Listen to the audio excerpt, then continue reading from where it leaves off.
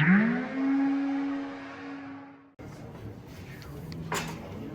right, what's up, everyone? Welcome to Plastic Underground Cinema. With me tonight is my co-host, Charles Pinion.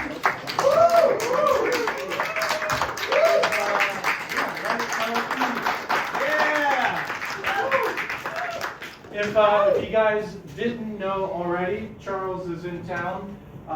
Well, not just to play his 2-minute Madball short tonight, but also we are making the first movie in over a decade. We start filming tomorrow morning. It's called 1,000 Eyes, and it'll be a Bloodsick production. So very, very cool to have Charles here with us, along with two amazing, we're calling SOV legends with us tonight, Hugh Gallagher and Damon Foster.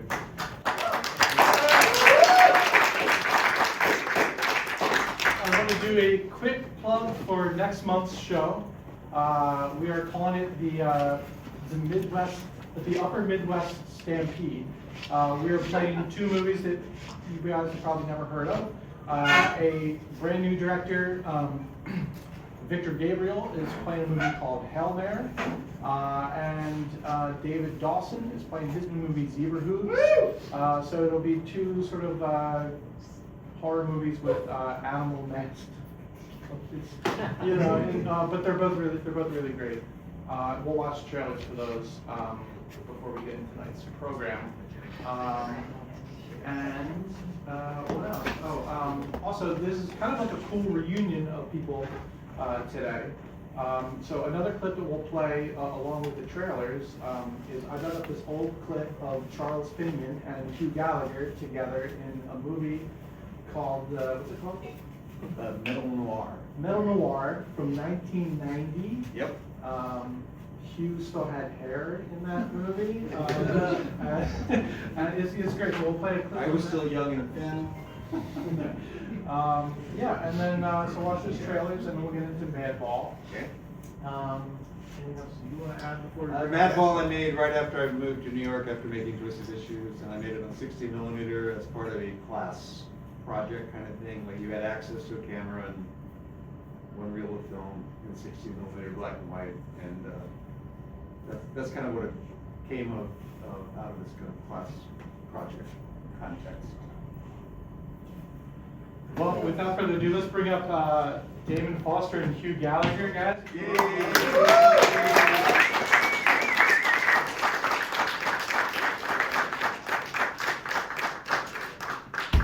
Somebody dropped some cash here. Oh, yes, sir. Okay. So Damon here is the modern day Anton LaVey.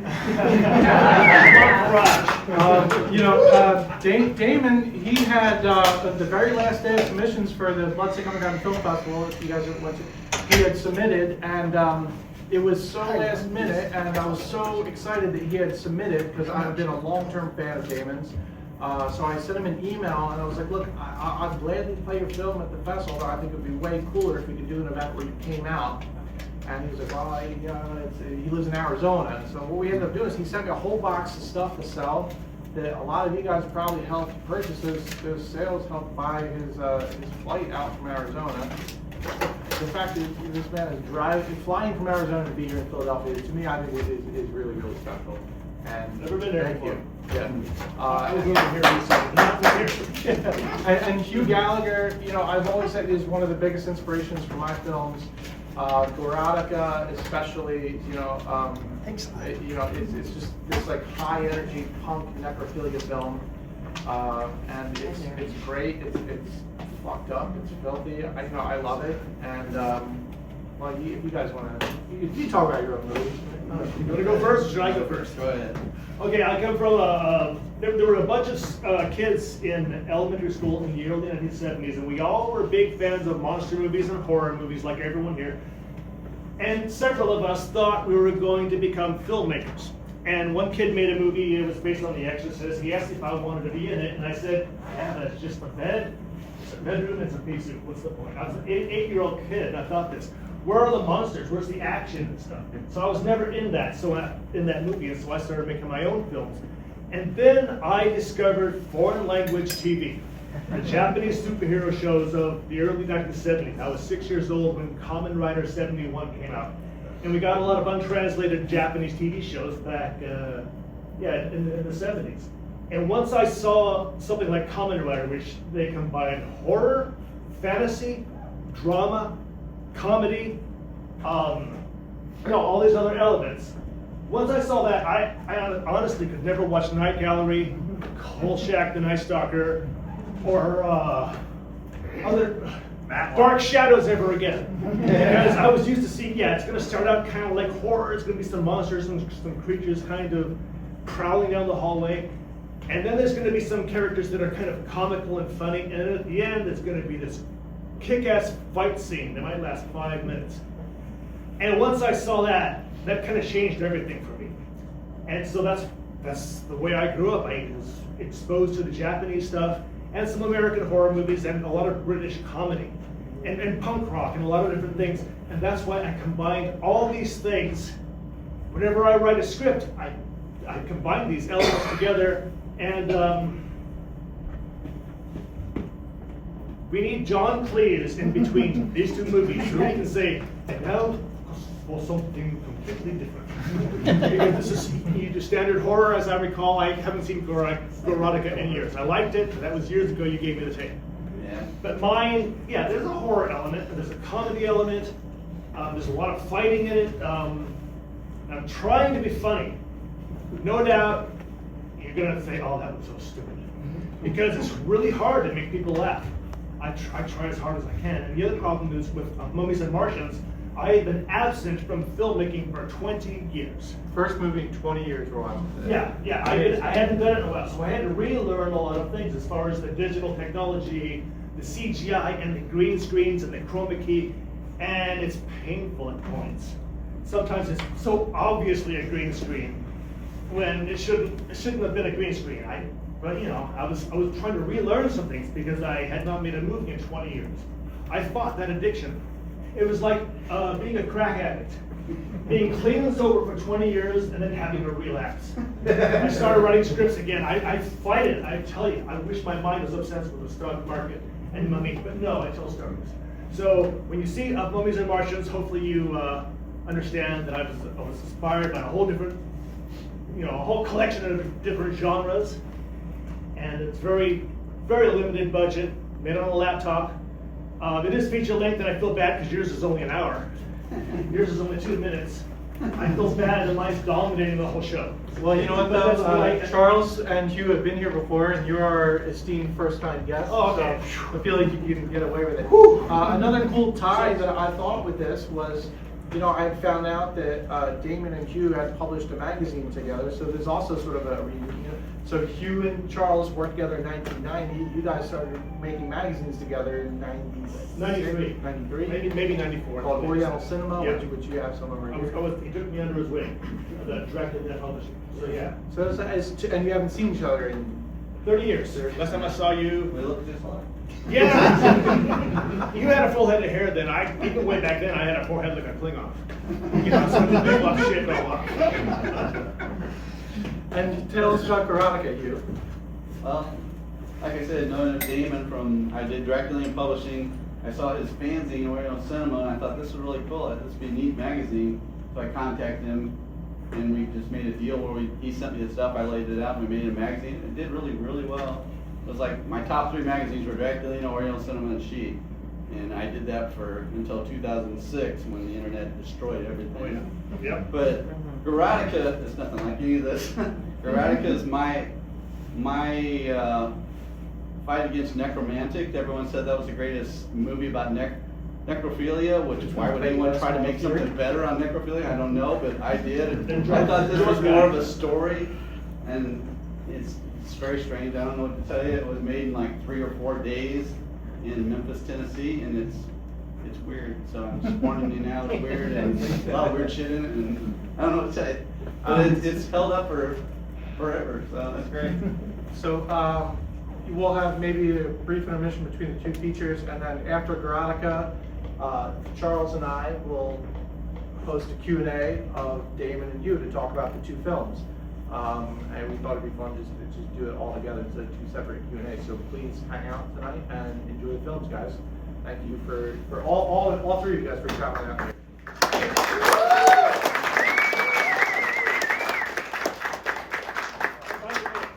Me and this guy, we go way back. Whoa! I don't take anything seriously.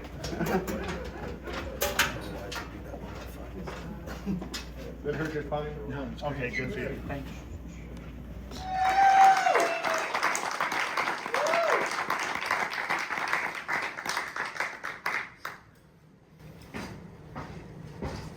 Alright guys, thanks for hanging out. Charles Pinion with me, and let's welcome Damon and Hugh back up.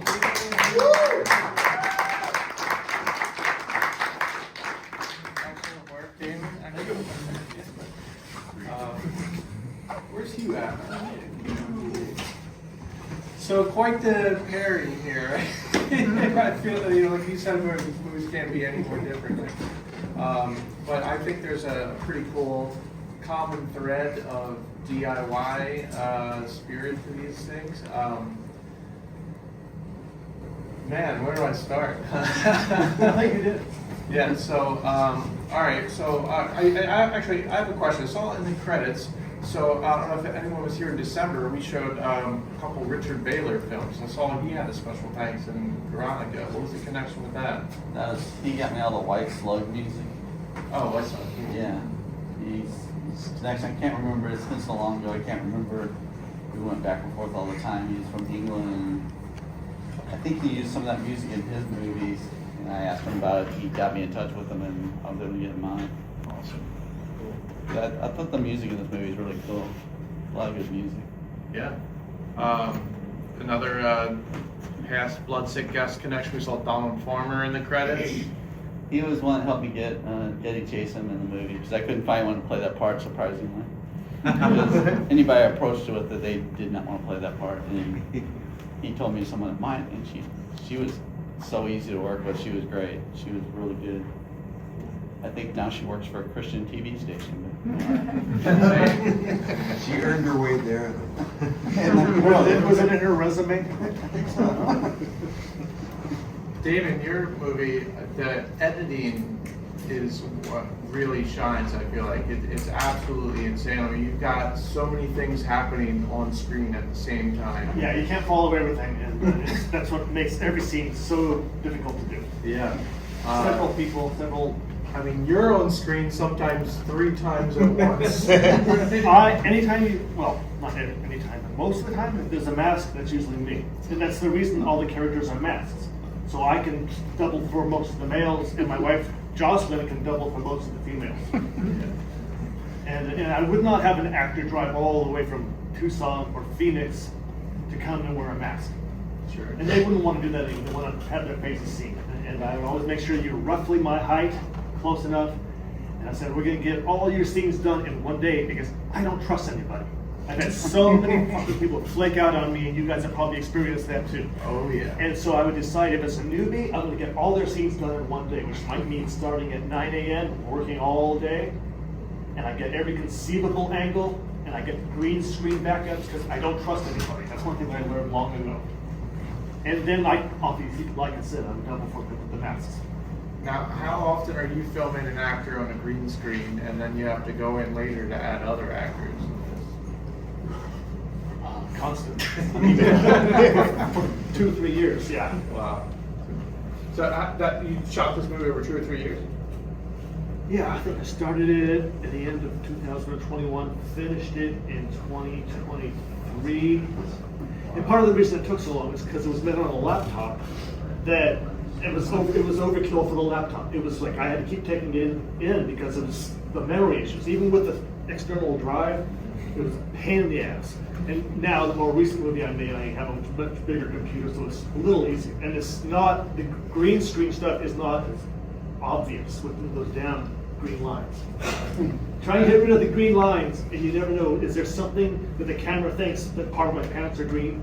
All of a sudden, I've got holes in my legs, so then that means 6 more hours of work, cropping and rotoscoping and masking. Conversely, Gorotica, you shot that really fast, right? Yeah. think it was 3 or 4 days. 3 or 4 days. But I mean, it was like all day. We started. Mike claims he didn't sleep for 3 days, but I don't know if that's true or not. But it's probably pretty close. We probably slept a couple hours. Yeah. You mean it Dingo? was constant. Yeah, Dingo. Do you guys Dingo know, was do you guys Mike know Mike McCarthy.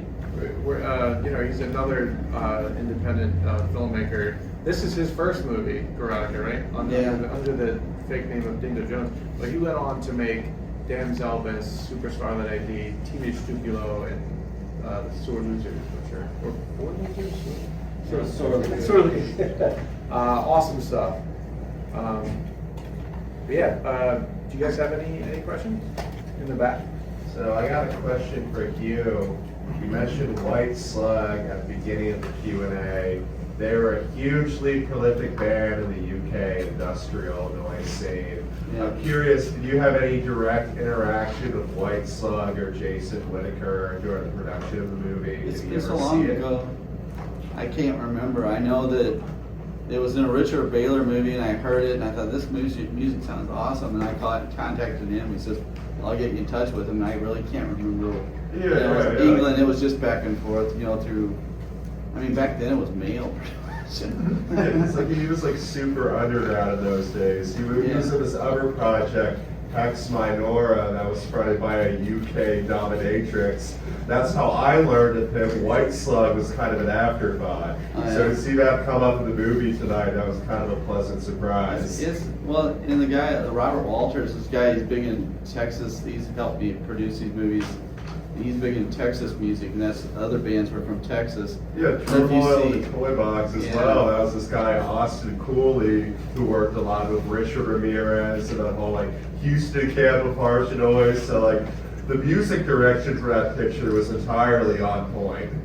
Gorotica is even, I think, even better. I mean, the music in Gorotica is even, it's the same stuff. It's from Texas mostly. And it's from, the guy's from Butthole Surfers, the guy that ran a record label.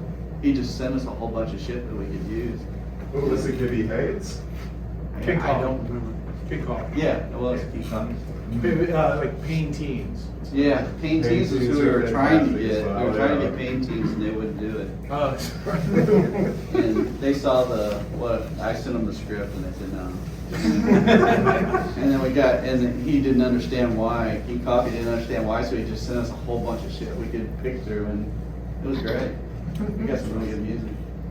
speaking of people saying no after seeing script, like, you know, I heard at one point you asked Mr. Charles Pinion to be in Gorgasm, was it right? Yes, I asked Charles Pinion to be in New York, and he said yes if we shot in New York. I didn't want to shoot in New York. That was the only reason why, because he's a really great actor, and it would have been a totally different movie.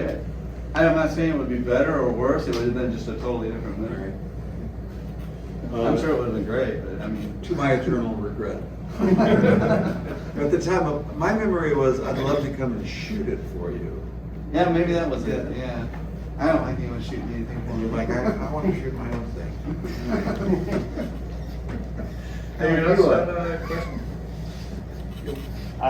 It's for Damon. I saw, I think just as a voice actor for Mummies and Martians, I saw the name Joe Sherlock pop up. Yeah, he's worked on several of my movies, but I've never met him in person. Oh, okay. Because he's in Oregon, I'm in Arizona. And he was in another movie of mine called Devils, Dragons, and Blood-Sucking Bats.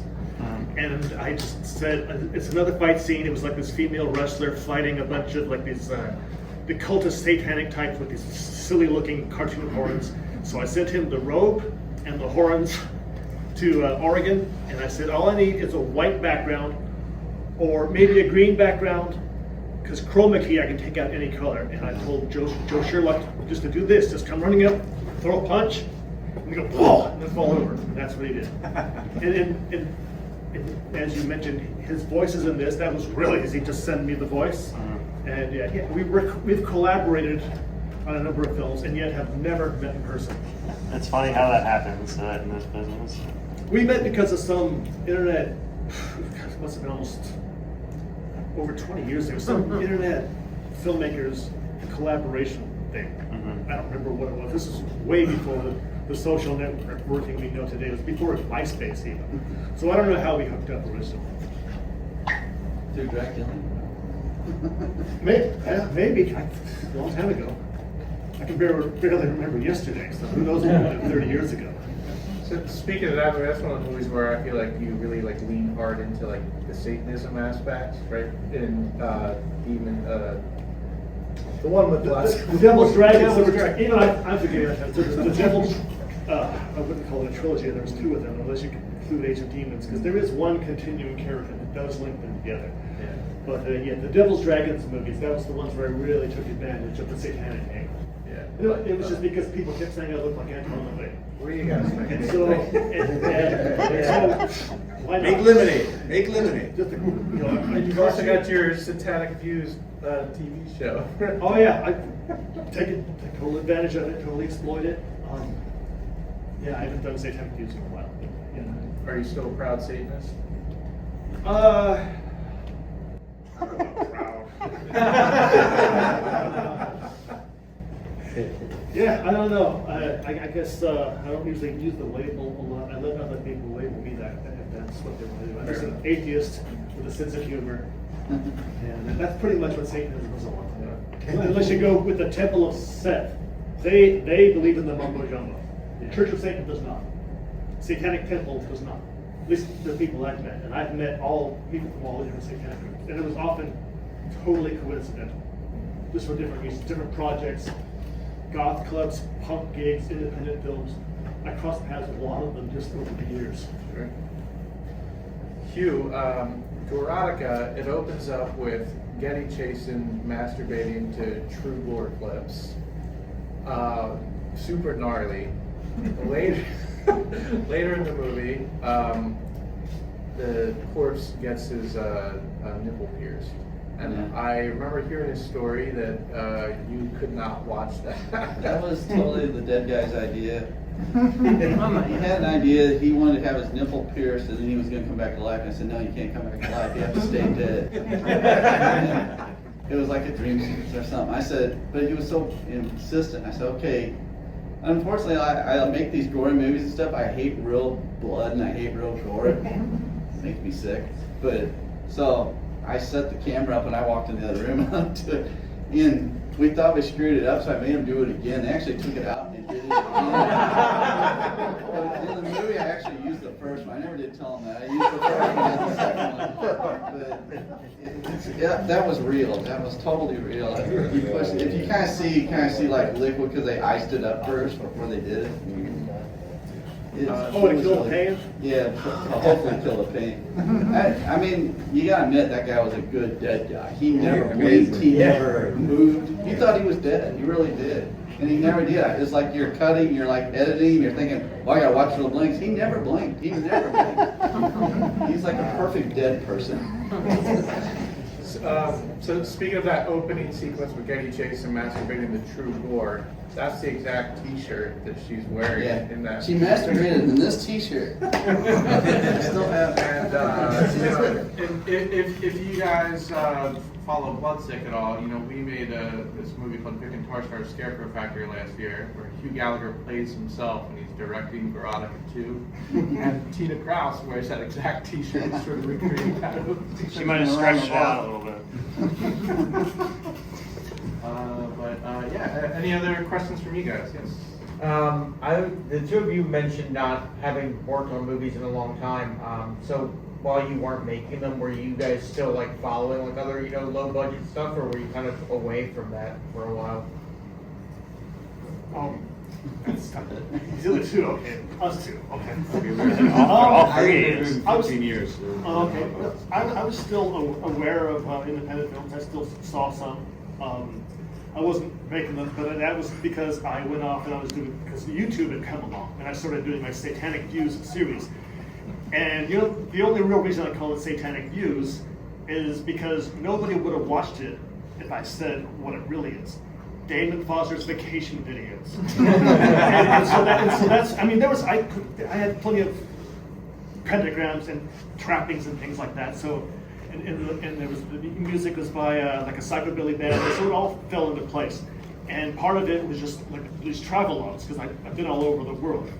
And I'd go to like these old temples and things, and I was thinking of how can I put this in the show, so I would do an audio dub saying this is an ancient pagan temple, which is true because it was very old, and pagan means non-Christian. So theoretically, it's correct, and so it looks like I'm exploring this temple. But in reality, I'm thinking, is the shot good? Because these fucking mosquitoes are terrible. That's what I was thinking. There was some mosquitoes buzzing around. It was in the tropics. They were like, we leave this huge welt, and once we got enough footage, I say, okay, fine, this will look good on video, let's go.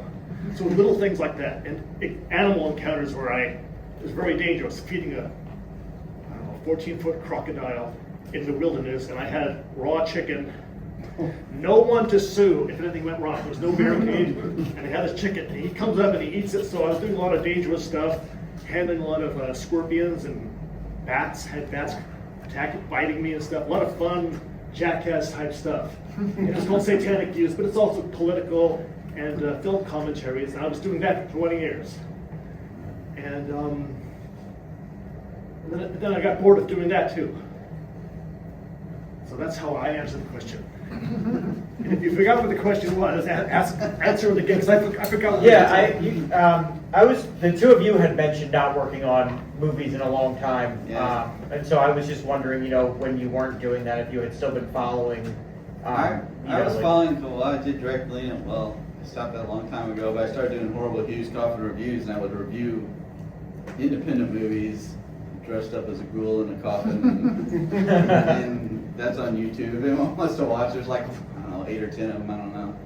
But one of those episodes, I saw Casper Meltater, and based on seeing her on his show, I saw her out to put in my movie Corpse of Christmas Day. yeah. Which I feel like changed the trajectory, let's say. But I mean, and then he contacted me about Gorotica, and the Blu-ray we're selling over there, it's got a making of Gorotica on there, which has got a ton of outtakes from this movie. And it was originally called Wake the Dead, and somebody when we were making the movie said, you ought to call it Gorotica, because my first movie was Gorgasm, so kind of continued on. And it's called the Gore Trilogy, even though I don't know why, because none of them are related. They don't have nothing to do with each other, but it's a good title. Gorotica, he said Gorotica, that's a good title. That documentary is great. It features me. Yeah, Bruce is in the documentary. What are you, Charles? You keep up with independent film still? You know, I've been living under a rock since, We just dug him up yesterday. Thank you. I mean, I was doing pest control for several years, just sort of kind of, yeah, here we are, disappearing. So, yeah. Maybe one more in the back? This is a real brief one for Charles. Are there any plans to screen Twisted Issues or Red Spirit Lake over here? Oh, we just did that in January. January? Yeah. Well, you should do it again in like June or something. I'm all for it. I feel like we should play We Await. Yeah, you should. Cool. Well, hey, thanks everyone for hanging out. Thank you.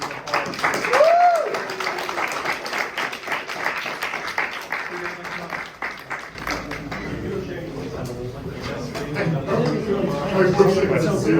I love